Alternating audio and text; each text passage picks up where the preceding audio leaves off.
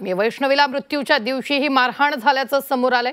शवविच्छेदन अहवालातून ही धक्कादायक माहिती समोर आली आहे। वैष्णवीच्या अंगावर मारहाणीच्या 30 खुणा आढळल्यात, त्यातील 15 जखमा या मृत्यूपूर्वी 24 तासाच्या आतल्या असल्याचं अहवालात नमूद करण्यात आलंय। पाहूयात या संदर्भातला आमचा हा रिपोर्ट।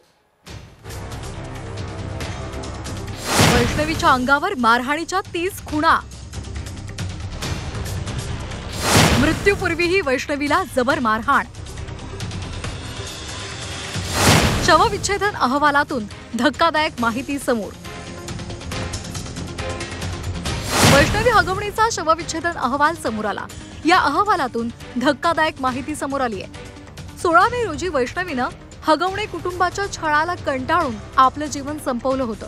ज्या दिवशी वैष्णवीनं टोकाचं पाऊल उचललं त्याच दिवशी तिला जबर मारहाण झाली होती। शवविच्छेदन अहवालातून ही संपूर्ण माहिती आता समोर आली आहे। वैष्णवीच्या अंगावर मारहाणीच्या 30 खुणा होत्या, त्यातल्या 15 खुणा या मृत्यूपूर्वी 24 तासांच्या आतल्या होत्या, तर 2 जखमा या मृत्यूपूर्वीच्या 3 ते 6 दिवसांपूर्वीच्या असल्याचं समोर आलंय।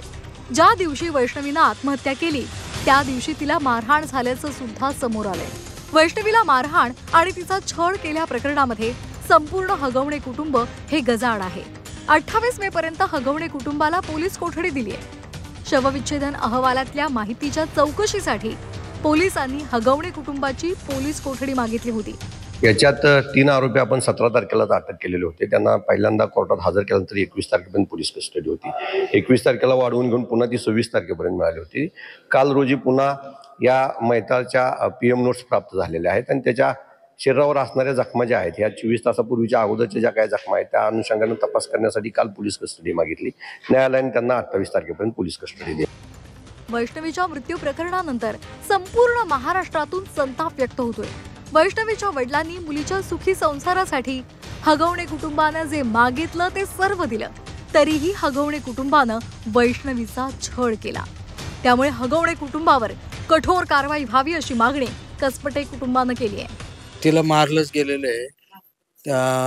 तिला पाईपाने रॉडनी हाणमार करून तिचा छळ करून हत्याच केलेली आहे। माझा हे माझं म्हणणंच आहे की ती आत्महत्या नसून ती तिचा खूनच केलेला। माझी मागणी आहे की SITला हे वर्ग करावं, माझी अशी मागणी। लग्नानंतरच्या काही महिन्यांमध्येच हुंड्यासाठी वैष्णवीचा छळ सुरू झाला।